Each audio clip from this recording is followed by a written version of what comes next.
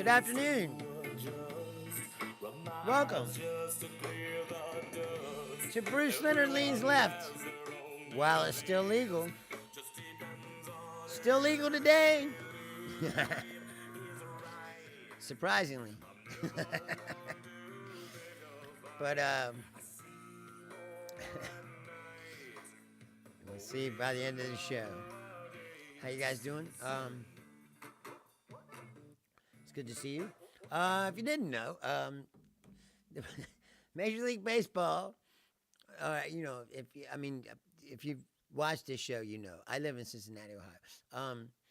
And if you watch this show, you know that I've talked about Pete a little bit, but not too much. But today, the Major League Baseball finally reinstated, or they didn't reinstate him, but they removed the lifetime ban from Pete Rose, which makes him eligible for the Hall of Fame. Hey, Costello, finally. But he's dead now, of course, so he won't get to see himself get into the Hall of Fame. Now, we've had this discussion 100 times. There is no way, there is no world that Pete Rose doesn't belong in the Hall of Fame. As far as for being a baseball player, he's one of the best baseball players that there ever was, and his statistics will prove it out because no one will catch him. I mean, not for a long time. You got to play a long time to get to 4,000 hits or whatever that is that he has. A lot of fucking hits. And it's a lot. And he even kept playing when he was a manager so he could tack onto the numbers. So, like, it's going to be hard for somebody to ever break that record. And two, that was before the steroid era. So it's not like home run numbers. Tell John to get a fucking phone. Anyway, they're not home run numbers, they're hit numbers. It's very, very impressive. Now, Pete was an asshole and a gambler and a liar, and he bet on baseball and he lied about it. And this is all true. And he was a womanizer and a drinker. And he's all the things you've ever heard. Pete Rose was those things. He's an asshole. Yes, he's an asshole. But if the Hall of Fame is for baseball players and whatever they did on the field, there is no world that Pete Rose doesn't belong in the Hall of Fame. He is, without question, one of the best players ever play the game. There is no doubt about it. But he's also all those other things, which is why they wouldn't do this for him while he was alive. Now, here's the thing. They also, there's a list of players, but I didn't see the whole players, but Shoeless Joe Jackson is on the list. Now, if you don't know who Shoeless Joe Jackson is, he was part of the 1919 Black Sox team that sold the World Series. They intentionally tanked the World Series for gamblers. There's a really good movie about it called 8 Men Out. And it's also a really good book, but I know a lot of people don't read books anymore, so. They made a movie of the book. It's called 8 Men Out, and it has a lot of good actors in it, and it's a pretty good movie.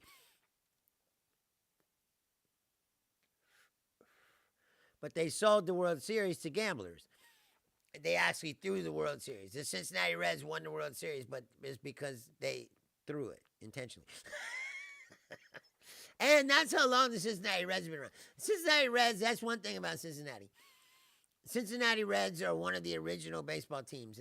They were formed in like the 1800s, and that's how old they are. It's an old organization. It's coming up probably close to 150 years old. And yeah, they won the 1919 World Series because the Black Sox threw it for the gamblers. But my thing is this. What Pete did is not as bad as that.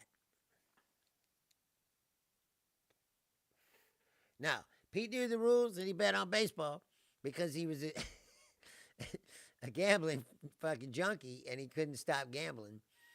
And he bet on everything. So he couldn't stop himself from betting on the Reds. But he bet on the Reds to win only, and he never threw a game.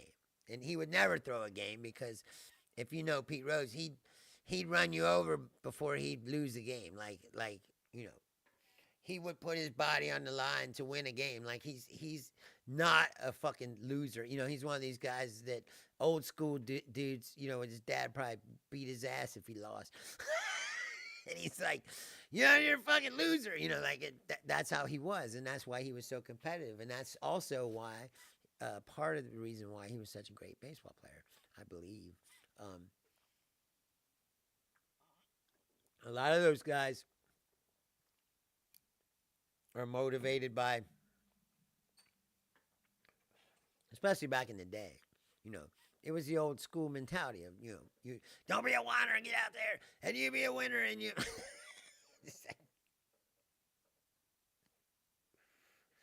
And if you lose, you come home, you get your ass beat, you know.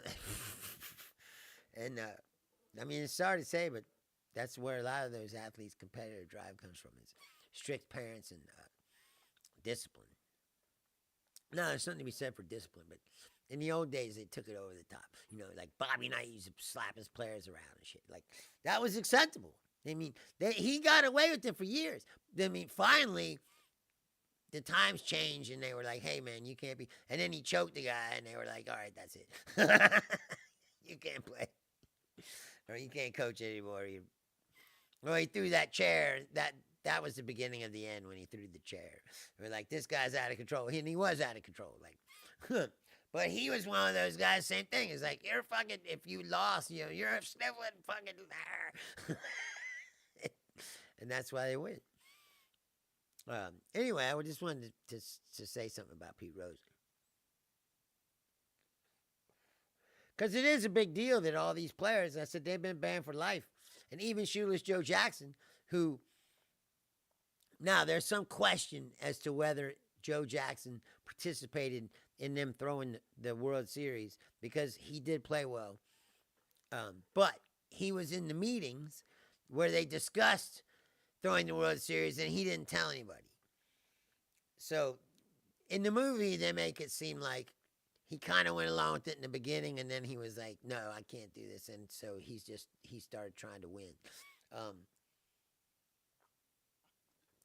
But who knows? It's a movie. You know, like, I don't know enough about it to say what I think really happened. But his statistics in the World Series are good, so it does seem like he at least tried to play.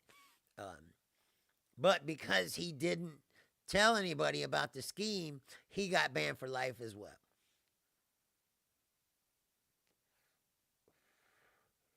Because he knew about it and he didn't say anything. It's actually a fascinating story about just how much control the mob had of stuff back then. You know, the mob could really make things happen. Yeah, I'm about to get to that, Juliet. So, yeah, while we're speaking, first of all, I want to say a name that you might have forgotten, but it needs to be brought up because I haven't heard anybody say it. Well, maybe on CNN this morning they mentioned it briefly, but then they blew right on by it. But Jamal Khashoggi was a man who was a journalist, and he was writing stuff about Saudi Arabia. And in 2018, Mohammed bin Salman, the leader of Saudi Arabia, who I like to refer to as Mohammed bin Bonesaw, had this guy kidnapped and dragged off to some fucking, I don't know, bunker or whatever, and they tortured him and they cut him into pieces with a bone saw.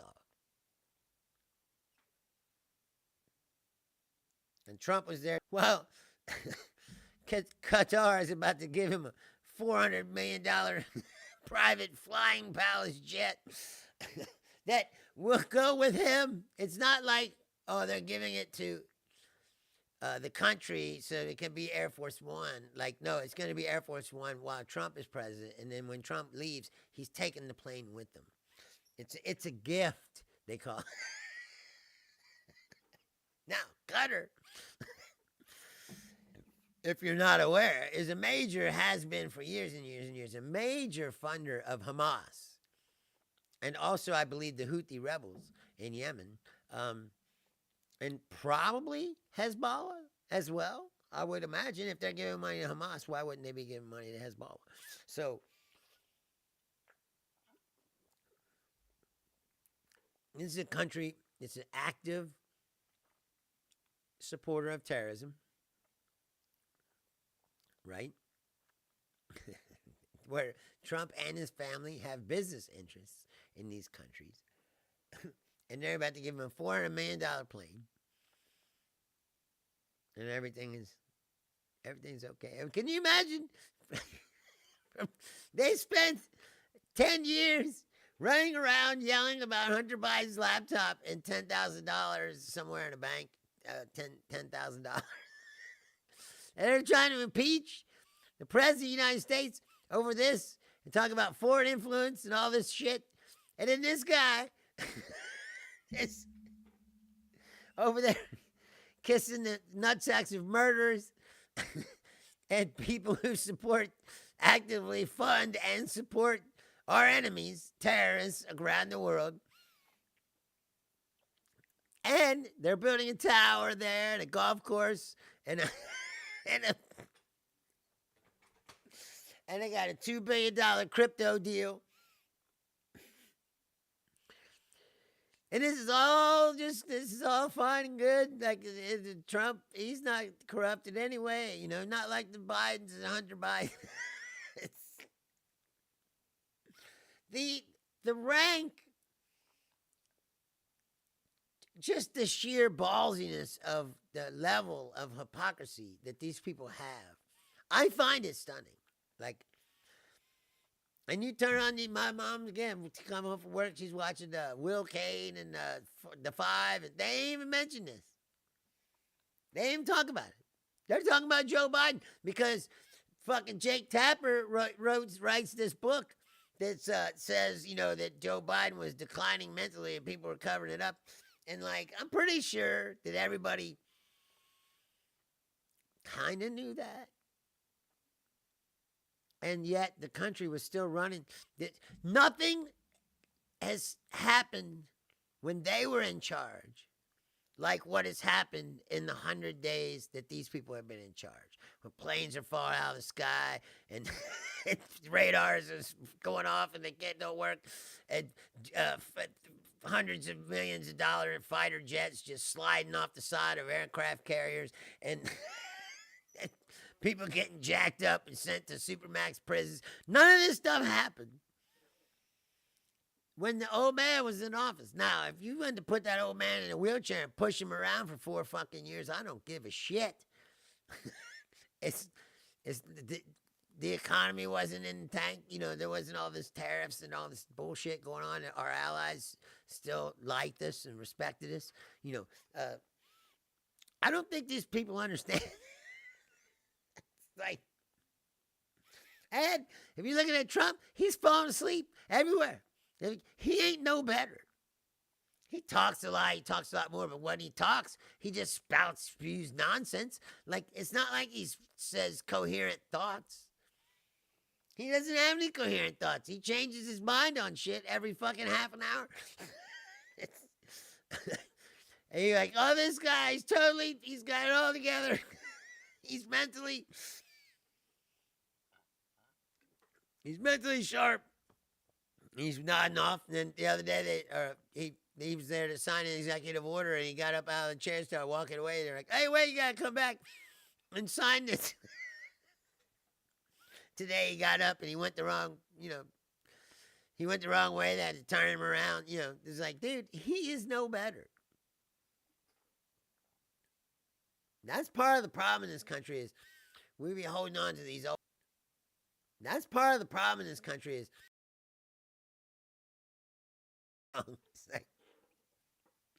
too long. Yeah, Julia says he could become the king of the world, knowing everything and everyone, and it still wouldn't be enough for him. He's so fucking bitter that mommy and daddy didn't love him. He's taking it out on all of us. Yeah, pretty much. Have you seen his mom and dad?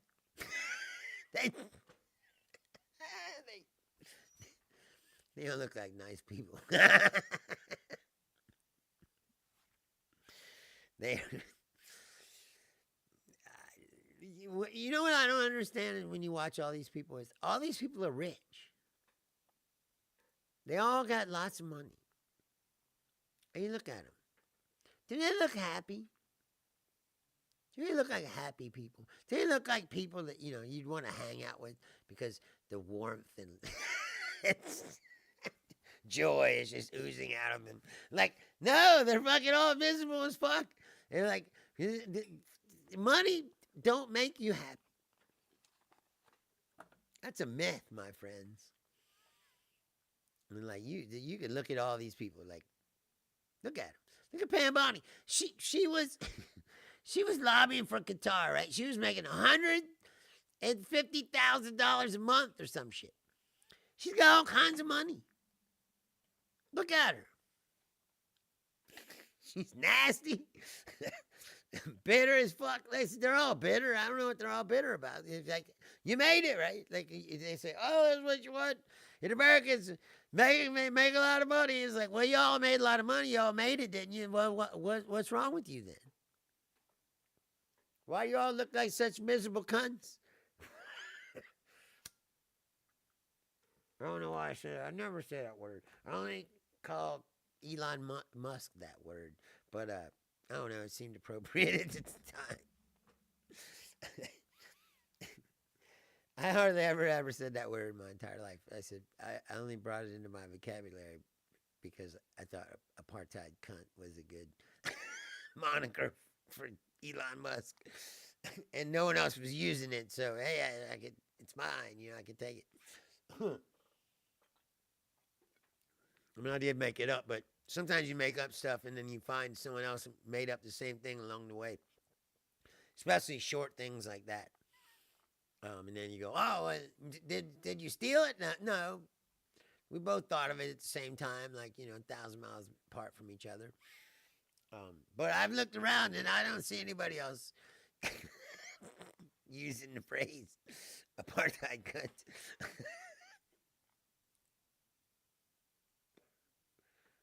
So I kept it, goddammit. It was like Trumpelos. Like, I invented the word Trumpelo years ago, and I used it so much that you could Google the word Trumpelo and my picture would come up. I was pretty proud of that. I stopped using it though. I don't know why, but yeah, because the Trumpelos are like political juggalos. Like they're kind of dumb. Mostly white.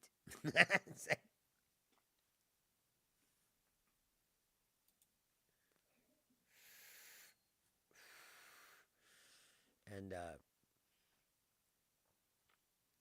so you just combine them, instead of juggalos, they're trumpelos. Speaking of that, they're playing right now, I think, down in Newport. The insane clown posse. Woot woot. That's the thing. Woot woot, they say. While they pop pills and drink Fago. The juggalos are definitely a strange group of people. Now, they're not bad. They're not bad people. I had them at my club numerous times. A lot of them too young to drink.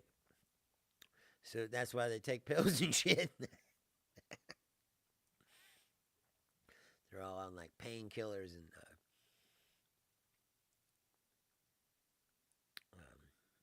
somas and things like that. Trailer park drugs,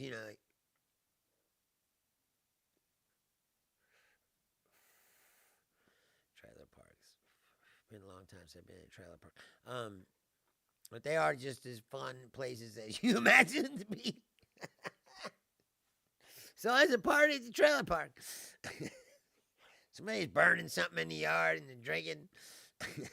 Sometimes it's got moonshine or whiskey, a lot of beer, always beer around. And that's it. Again, in a trailer park. It's not as bad as people make it in the myths, but some of the myths are true. It's like any stereotype, you know. There's a root of truth in most stereotypes. That's why they're stereotypes, because it's usually some truth to it. But what happens is people use it as like an insult or something. But you know, like people say, "Oh, black people like fried chicken." Of course they do. Fried chicken's delicious. I like fried chicken too. It's not a bad thing. This is a racist. Oh, you fucking, you know, and they use that against them. But it's like, is that really a slam? You know, it's like, I like to eat fried chicken. So do you, motherfucker. KFC didn't make fucking $100 billion selling fried chicken if no one fucking ate it. Like, people eat it because it's good. It's like, how is that a bad, you know, it's not bad. Like, white people can't dance. They can't, for the most part. Have you seen them? Like, go to any wedding reception. Like,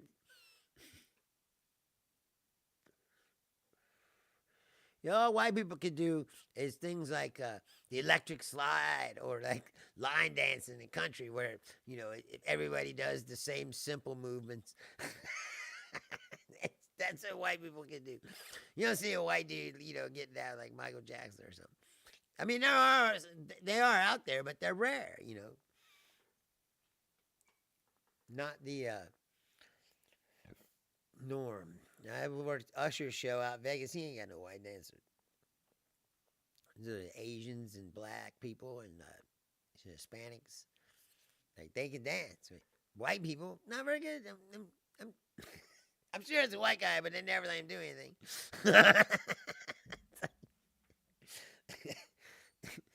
He does the roller skating part, where you know, they all go to roller skates. You don't got to dance in it, you're on skates. That's the white guys do.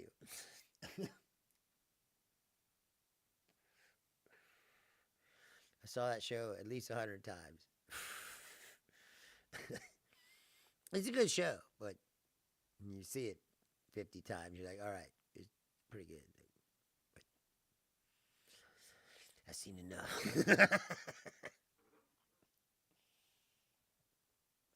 That's the thing about residencies. That's why I like working in the arena more.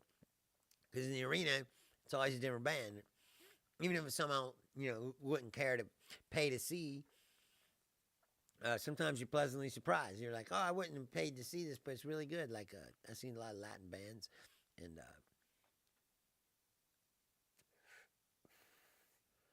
some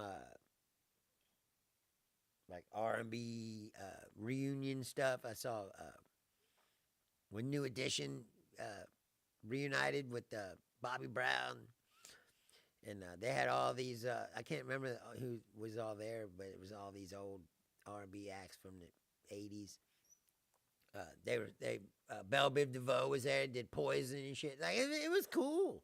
I wouldn't have bought a ticket, but I was glad to be there. Who doesn't like that song Poison? That song fucking kicks ass. It's still a good song. People still play it. That drum beat is sick. It's a good song. Good music never dies.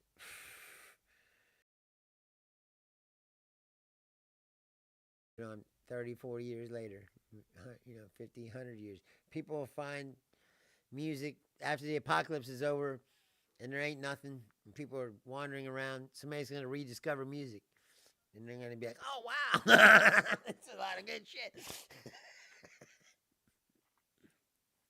You're going to find Led Zeppelin, or, like, you know, Stone Temple Pilots, or Soundgarden or something. Yeah. Yeah, that's another thing Julia just brings up. Those South African refugees. Yeah, they're persecuted, they said. The white people own more than 70% of the land in South Africa, right? And they were like, well, to give a few pieces of land to some black people, you know, make it a little bit more equal. And they're like, oh, we're oppressed. We gotta get out of here.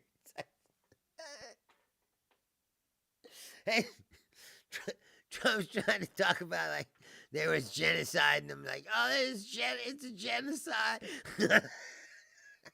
Because took this. They took 5 acres off this guy's 50-acre estate. It's a genocide. We gotta let him come over here. And not only do they get flights, we pay for them to come here. We're gonna pay for them to live. Did you see that? After all that shit in the campaigns about all the money's going to immigrants and it ain't going to you, and then this is an outrage, and blah blah blah, which is not true because they don't get benefits.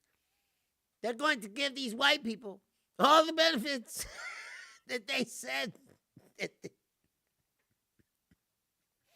the illegals were getting. It's you can't wrap your head around, and when you watch the media, how they just accept this shit. They don't say a damn thing. They just cover the stories. Well, the government was there to greet these South African refugees. You know, you're going, what the fuck? Like, did you not sit through this campaign? Where they lied and gaslit everybody, and they said immigrants are eating the cats and dogs, and they're taking all your Social Security, and they're getting all the food stamps, and they're getting all this other shit. And you know, it comes to find out, they don't get any of this stuff. You gotta have a Social Security number to get benefits in this country, and if you're an illegal immigrant, you don't have a Social Security number because you're an illegal immigrant. Now, did they have some programs to help them, like with housing a little bit and shit? Yeah, sure. But they're not getting, you know, fucking Medicaid, Medicare, and Social Security and all the other shit that you got to get. Because I don't know if you ever tried to get this stuff, but it ain't easy. That's the other gaslighting thing that they tried to make it. Like anybody could just get Social Security. You know how fucking long you got to sign up for it. I know a lot of people that got Social Security. Now, if you just retire, you're just a regular person, like my dad or my mom, you know, and you worked your whole life and you retire, you get Social Security. Like, and most of the time, it's pretty seamless, smoothless, you know. But if you're, like, injured, let's say you got disabled.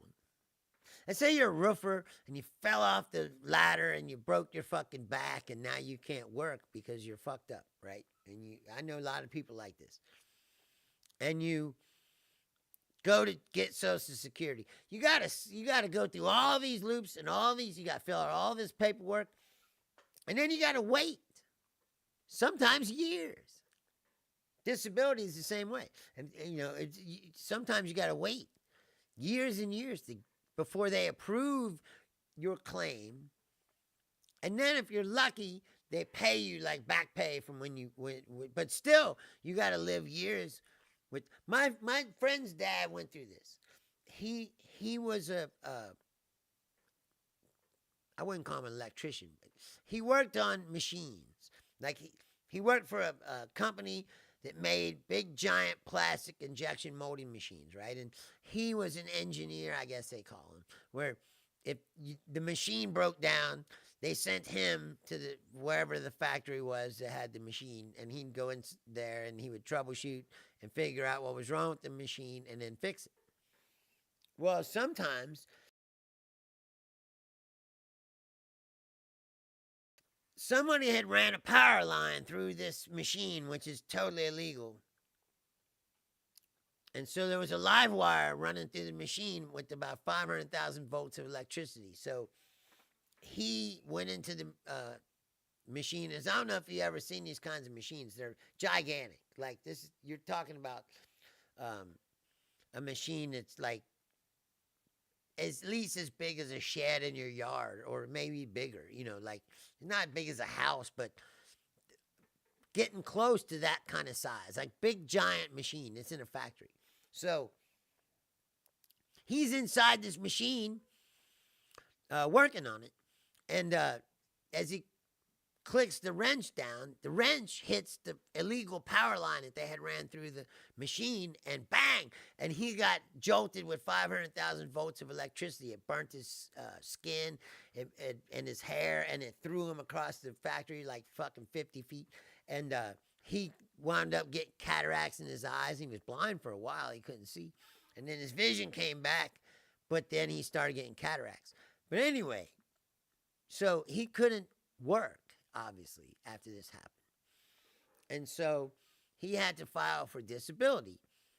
Yes, like Julia says, my mom had to fight for years to get my sister on disability, and she was born disabled. She didn't get approved till she was almost 20. Right. Did they pay her? Did they pay her back for the 20 years that they didn't pay her? That's my question. Because sometimes that happens. They approve your claim, and then they pay you back from the time that you applied. But that doesn't happen for everybody. But anyway, so my friend's dad is now like blind, and he can't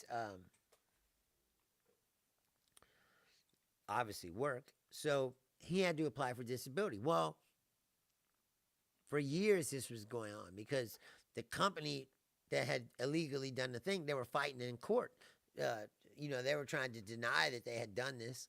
And, everybody's fighting about who's going to pay this. It's like one of those things like, he's going to get paid, but who's going to pay him? And they're going to fight over in court over who's going to pay him, his insurance company or their insurance company or the factory that made the thing. So she got 3 years back pay. That sucks. Yeah, so anyway, for years while this was going on, his son, who I went to high school with, had to live with him and basically take care of him or, help him pay the bills so he didn't lose his fucking house. And they were on food stamps and all kinds of shit. He got unemployment, of course, but only for so long. And then in the meantime, while that was all going on, he was also a Vietnam veteran. So in the meantime, while that was all going on, he was just sitting on his couch, like slowly going mad. It's like playing Sega Genesis and smoking weed all day, and then like he could barely see, and he can't drive, and he's already half crazy from being a Vietnam vet. So he just sat on the couch going crazy for years while they ate like boiled chicken and shit because they were basically very poor,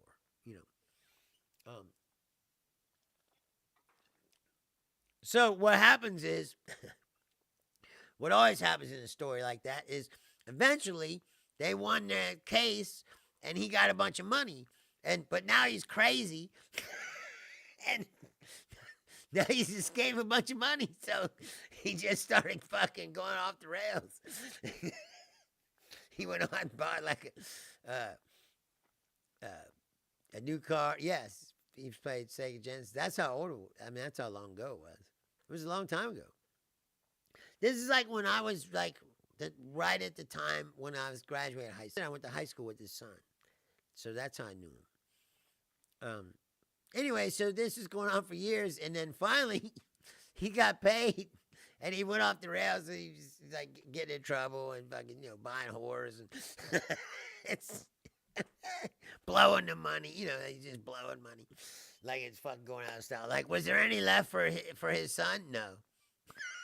He also, yeah, basically, and then him and his son got into it. So even though his son had worked and took care of him for years and years and years, he never gave him a goddamn thing.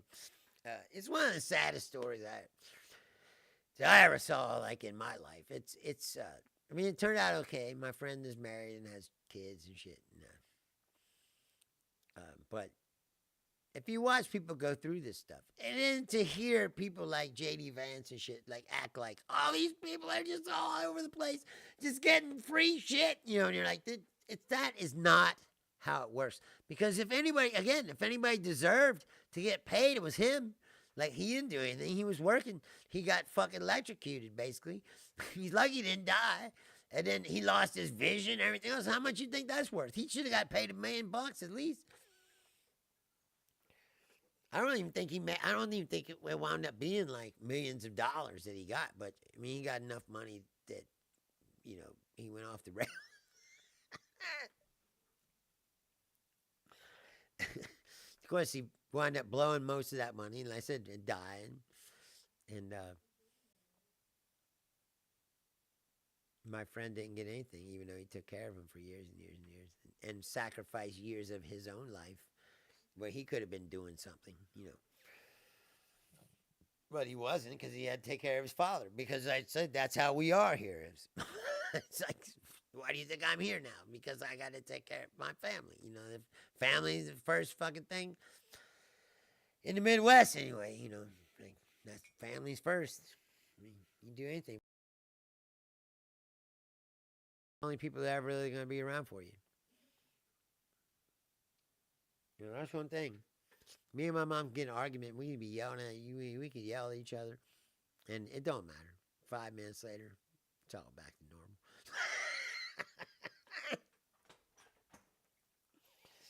Because it is what it is, man. That's your mom. You got to take care of her. That's why I said when I left Vegas, said people were saying, "Man, it's really admirable what you're doing." Not everybody would do it. Like, really? Who's the scumbag that would tell his mom to fuck off? I mean, I could do that, but I could not live with the guilt of that. That's guilt, man. And then let's say I did. Let's say I told my mom, you know, hey, I got my life is going the way I want it to go, and I got to stay on this track, and I can't, you know, I can't leave. So you're gonna have to take care of yourself, you know. And then my mom fell down the stairs or whatever, and died, God forbid, or was, you know, seriously injured, hurt. Like, dude, you gotta live with that. Or she burned the house down, like she puts shit on the stove, she fucking forgets. She does it all the time. I'm at the point where I'm like, you can't be cooking shit when I'm not here. You know, like, I gotta keep an eye on it. You burn the fucking house down.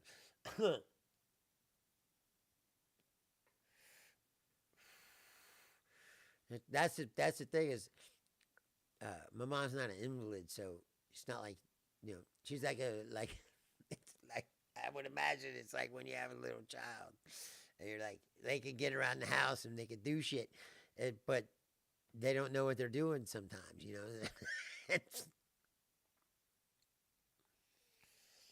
Yeah, see, Costello had some guy come in the club, spend thousands of dollars all at one time. Turned out he had his dead mom's credit card. Right, exactly. Well, she's probably just ran up and then just threw it in the garbage because she's dead. So as long as they didn't close that account, he ran it all the way up to the maximum. They can't make you. That's the thing I learned at the lawyers, that when Bill died, was they can't make you pay for, you know, like Bill had credit cards. But my mom's not legally responsible to pay for his bills if it was just in his name. So if your parent dies and the credit card company doesn't know, you can take their credit cards, you can run them up. It's never going to come back on you. It's just going to be for the credit. You know, as a matter of fact, you probably should do it just to fuck the credit card company. Now, it might seem callous. So you're like, oh, you're out here spending your dead mom's money. Like, no, it's not her money. It's MasterCard's money. Visa. I'm sorry, my mom had American Express. But either way, they're fucking paying for it, not me.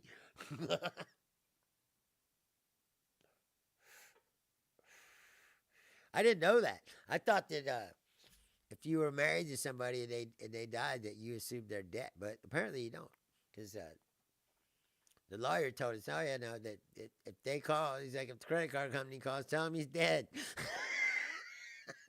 was like, then you're not legally responsible to pay for that. And I was like, really? I didn't know that. My mom doesn't have no credit card, so that ain't gonna be happening for me, but if anyone's out there, it's a good way to get back at the credit card company.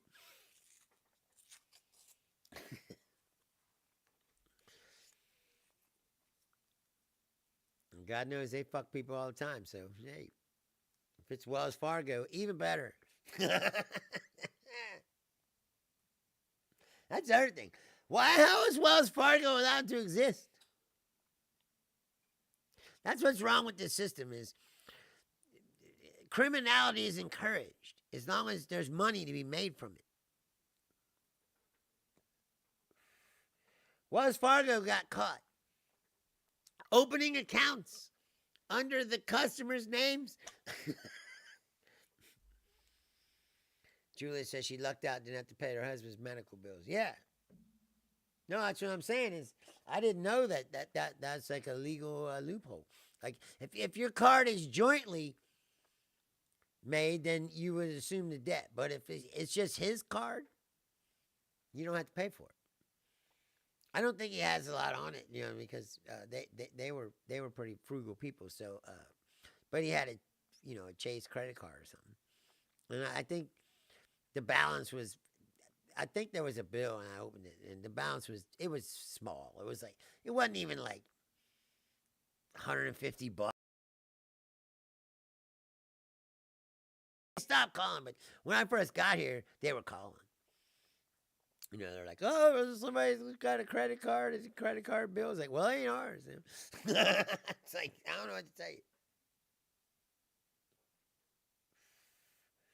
I ain't never had a credit card. I've lived cash, hand to mouth my entire life. And I never really bought anything. I've never been a big material, person. I mean, beyond clothes and things. I never was like, I need to buy a $15,000 car. It's like, I don't need a $15,000 car. I need a car that'll get me around. I need, I figured when I made a lot of money doing whatever I was doing, then I would buy some shit, when I could afford to buy it in cash and don't owe nothing for it or have to pay interest. Like, that's the biggest scam in the world. That's what's America's problem right now. Is this, the government lives on a debt. The people live on a debt, and the whole country is on a debt. Basically, it's a scam. And everybody's peeling off little bits of it here and there, interest here and interest there. And that's how you make money.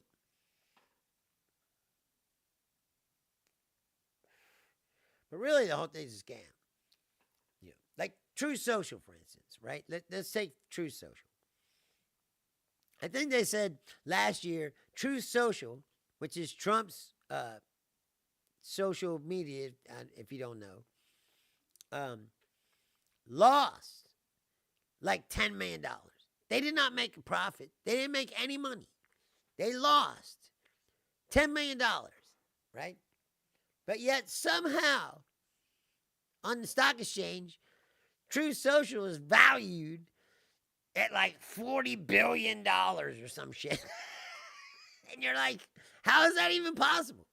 All right, so Questella says, my dad had some credit card bill over 10 grand from when he was robbed. They still send shit 4 years later. 8 years since he was robbed, company just decided to tell him to fuck off even though it was legit fraud. Right? Exactly. Here's something weird that happened. This just happened. So I wanted to buy a lawnmower because I've been borrowing the neighbor's lawnmower the whole time I've been here because my mom didn't have a lawnmower.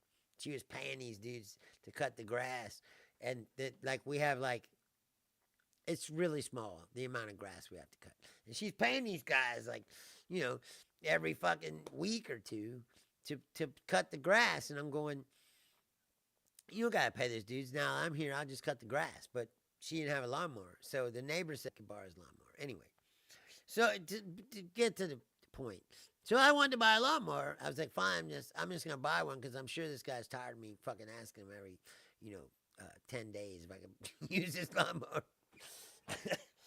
So I was at work and I was like, I'll just look online and see if I can find a deal.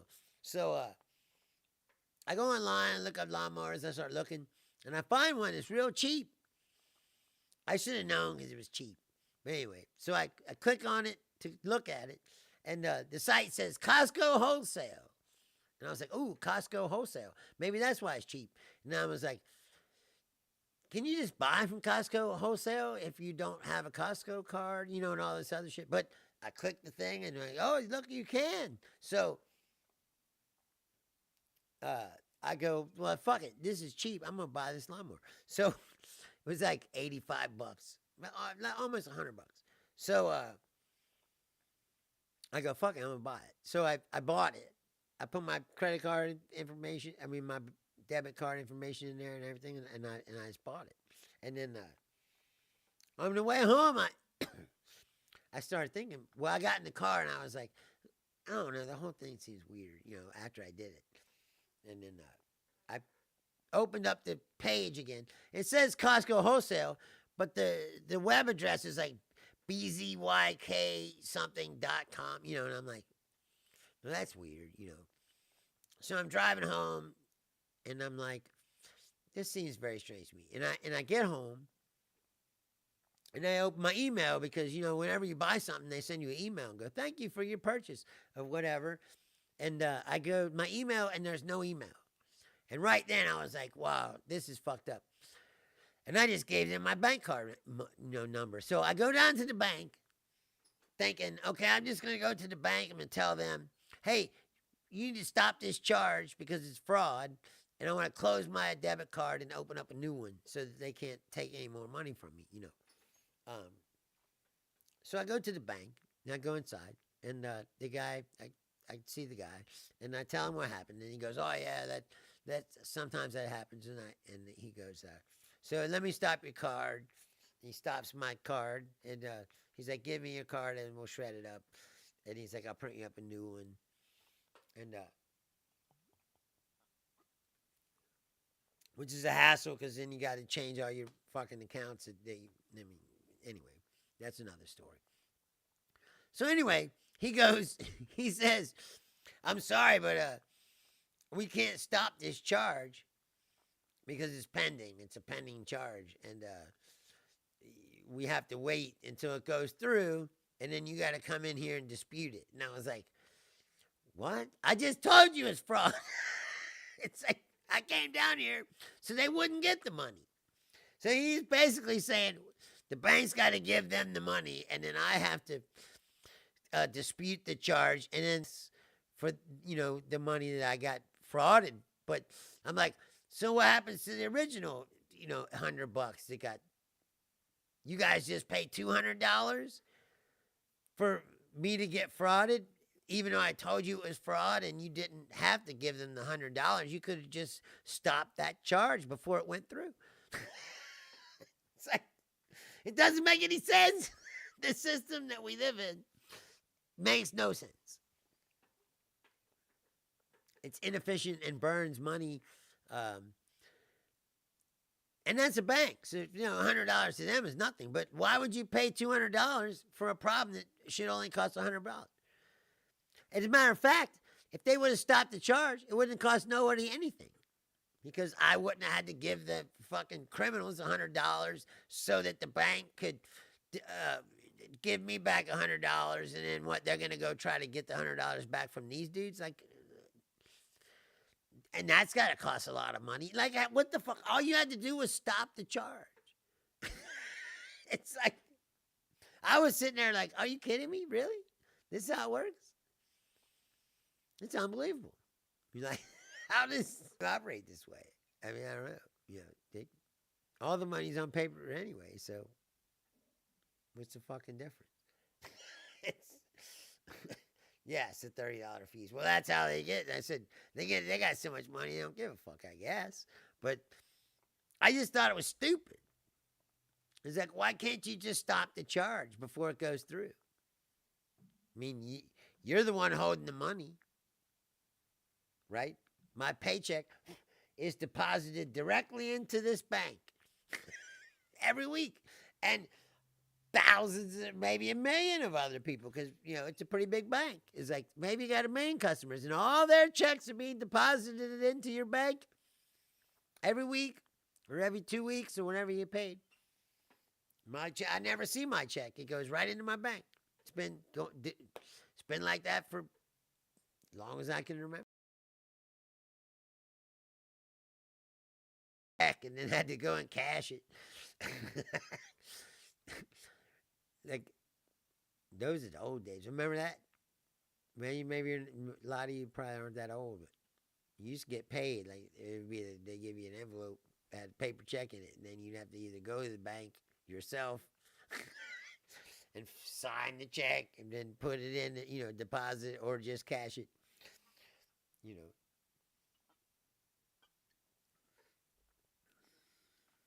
late stage capitalism. Yes, it's a myth. But I don't understand it. How does a company that lost $10 million be valued at $40 billion? It's like this company, it hasn't made a dime. As a matter of fact, it's lost millions of dollars, but it's worth $40 billion. It's like, how does that work? And we'll sell you a piece of paper that says you own a piece of this piece of shit company that doesn't make a dime.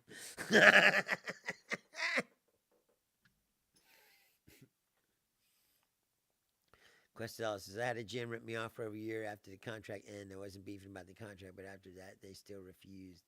Eventually, I closed that account. Yes, there's a lot of that. Where, like, you sign up for something like Planet Fitness or something. I mean, I shouldn't demean Planet Fitness because maybe they don't do that. But there are places that'll do that, like LA Looks or some shit. I don't know. Maybe somebody else. I'm not trying to disparage Planet Fitness. I'll say that. But make that clear. But there are places that, yes, you sign up for a membership, right? And then you say, make that clear. But there are places that, yes, you sign up for a membership, right? And then you say, I want to right? You call the police. They come to my house. They arrest me. But Planet there I did it again. Let's say, I wish I could think of a gym that's like bankrupt I could use as an example. But let's say LA Looks or whatever, or stealing money out of your bank account. When you call the police and they go, well, we can't help you. You don't know what to say. You got to fight this in court. And you're like, what? They're stealing money out of my bank account every month? Well, you're going to have to get a lawyer and go to court and fight them and hope, and you're like, dude, the system is rigged for them to commit crime against you with no repercussion. Which brings me back to my original point, which that happens to me a lot, doesn't it? About Wells Fargo. Wells Fargo got caught, right? Opening up bogus accounts in the names of their customers, moving money into these accounts, and then like skimming the interest or something. I forget exactly how it worked. Scheme. They got caught. What happened? Nothing. Wells Fargo still. I mean, there's nothing a huge corporation can do that will cause the destruction of that corporation, except for Enron. Enron is the only one I can think of. And that's because what they were doing was so fucking outrageous that it affected, like, the whole fucking market. And Bernie Madoff. And Bernie Madoff be the same thing because he fucked with a lot of rich, powerful people and big stars and shit, and then he stole their money. And you don't do that. You don't. If Bernie Madoff would have just stole money from a bunch of like regular people like you and me, he would have never went to jail. Or if he did, it would have been like for 30 days. It's like he wouldn't have ended up in big prison. He went up in big prison because he stole money from like Kevin Bacon and like big giant stars, people that had money and power. George Clooney, people like that. That's a no-no. You don't do that. And Enron dudes went to prison because, like I said, just the sheer scale of what they were doing. The audacity of the whole thing was, and I said they stole all kinds of, A lot of people lost their life savings, you know, whole retirements. Enron was bad, if you don't remember that. It was a bad thing. Friends of George W. Bush. Yes, Julian points that out too. Yeah, which is what I was going to say is, and Trump is just turning his back, like so that they can do even more shit. And Julian said, "Did you see the DOJ is deprioritizing white collar crime so they can focus more on immigrants?" Yes. And again, where are all these criminal immigrants? They still don't. The other day when the mayor of New Jersey was out, or of Newark or whatever was out in front of that ICE place, and they were trying to get a couple Congress people and him were trying to get in there and look at this place. They kept saying on Fox News, they got an MS-13 gang member in there. One. They got one. They're like, oh, these people are terrorists and terrible. What they got inside there? They got a singular MS-13 gang member. Ooh. Terrifying. It's a fucking bullshit scam. I told you this before. They want to clear out as many brown people as they can as fast as possible. And they want you to have a bunch of white babies, and they're going to bring in these South Africans. So they have more white babies. Because Trumpism was, and always has been white supremacists. The Klan, Nazis.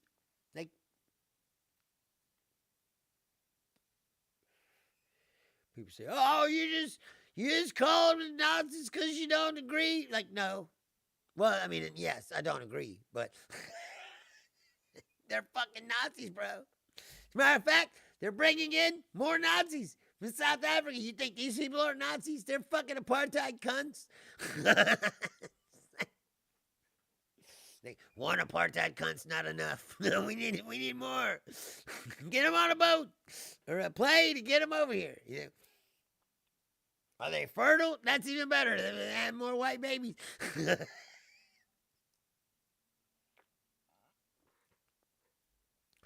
talking about anti-white discrimination. Are you fucking kidding me?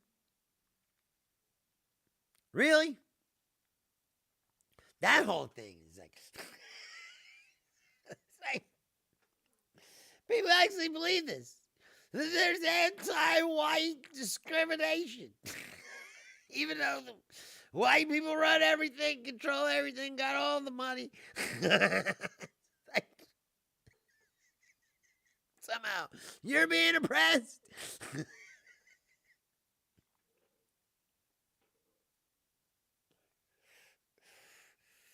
And this is the part that will blow your mind. Because it's 100% true. If you grew up poor, you know this, right? I'm white. But I was poor. They didn't give a fuck. You're white. Who's oppressing you? Other white people.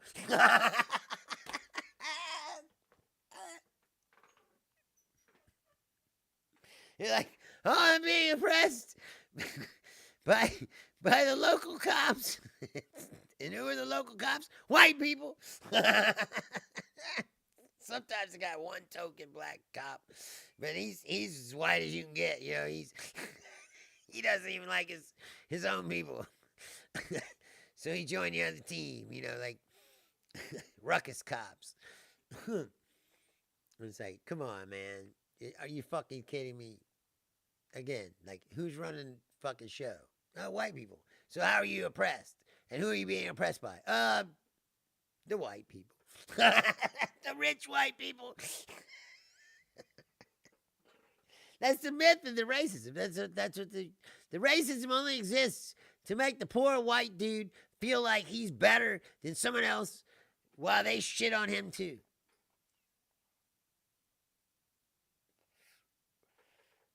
And he goes, well, everything sucks, but you know, at least I'm white.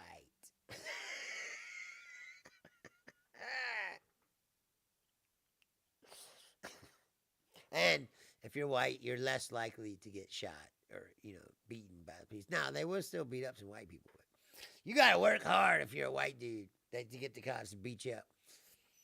Believe me, I've tried.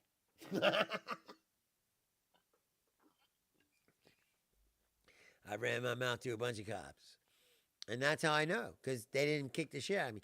If a black or brown person would have said half the things I said to the police,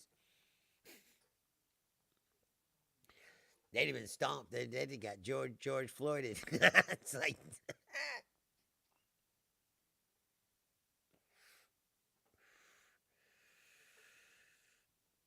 And that's how you know the white privilege. Again, and they say, oh, if you acknowledge that the white privilege exists, it means you hate yourself. Like, no, I don't hate myself. It's not even my fault, the white privilege. It's a systematic cultural thing that just happens. And I just happen to be born white. But I've seen plenty of white people get fucked over by the police. It's not always a privilege, my friends. But again, you're less likely to get shot. You're less likely to, lots of things. And that's why I feel like I said, it's even more incumbent on you as a white American, if you are a white American, to speak up and speak out against this shit, because other people don't have as much license as you. And for one time, we can use it for something good instead of sitting around fucking complaining about how fucking women won't fuck us or whatever. Whatever they do now, the white people.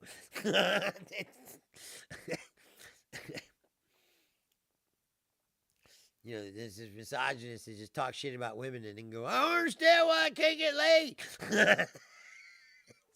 Women are bitches and whores, and they should get in the kitchen where they belong. But no one will fuck me. I don't know why. It's like,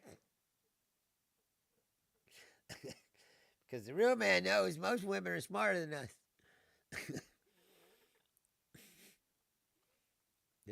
A lot of women are smarter than us, if you didn't know that. That's why there's always a woman. You ever notice? There's always a woman behind the great man of power. And everybody knows the great man of power, but they don't know the woman. Well, they know some of them. Like there's some famous ones, like Jackie O was a famous one, or Lady Bird Johnson. She was a pretty famous woman who was behind her man. But there's always a woman behind the man. Brock's smart as fuck. And, you could tell he respects her because she's smarter than him, probably. There's always a woman behind the scene.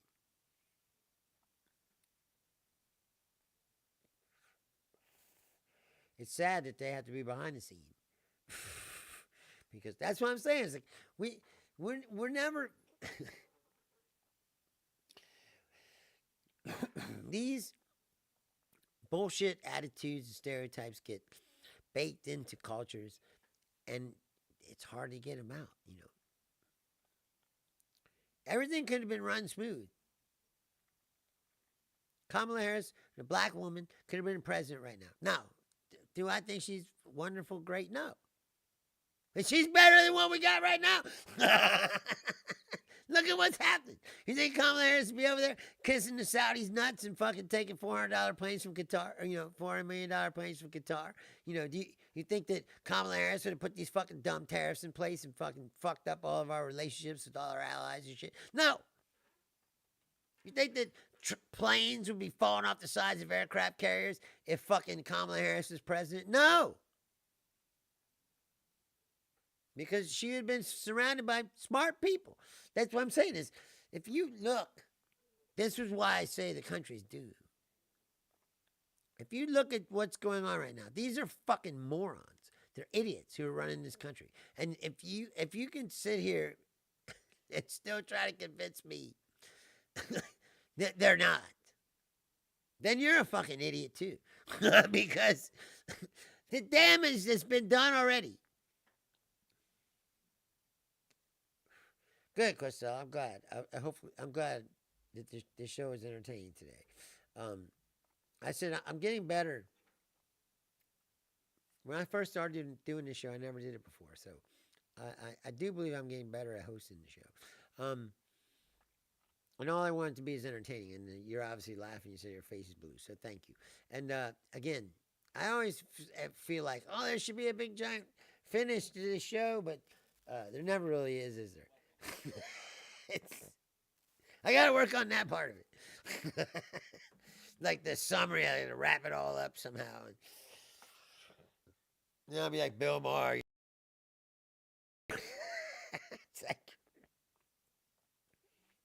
and please, I never want to be like Bill Maher. If I ever start becoming like Bill Maher, please tell me so I can stop. Because Bill Maher believes I believe that he's smart as everybody. He's smarter than everybody else. Now, I think I'm pretty smart, but I don't think I'm pretty smart. Yeah, but well, then we need to make that happen. And you keep saying that. That's where Hassan Piker is, I think. So if we get this show on the Twitch, I'm all for it. I'm going to have to pay $50 a month. So what I need you to do is I need 10 of you to subscribe to my Substack for $5. $5 a month. And that'll pay the $50 that I need a month. I can afford it, but $50 a month, this seems like a lot. But I'm trying to make it so I can make money off this show. So I guess it's what you call an investment. But hey, Costello, listen, I'll make you a deal. If you will help me to spread the show on the Twitch, then I'll sign up for the $50 a month thing and put it on there. Because, like I said, I've never been on Twitch. So when it goes on the air, click, there's nobody. There's 0 people who know who I am. I think my sister's pretty big on the Twitch for painting.